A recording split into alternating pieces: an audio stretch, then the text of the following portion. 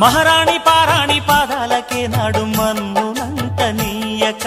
నడిచేటి దారుల్లో నా గుండె పూబాట పరుచుకుంది మెత్తగా శాంతికే ఆలయం ఆమె నెమ్మది అందుకే అంకితం అయినది మది సుకుమారమే ఆమె చిరికత్తె కాబోలు సుగుణాలకే ఆమె తలకట్టు కాబోలు చెలియ చలువ చెలిమి కొరకు ఆయువే ఆశగా తపమును చేయగా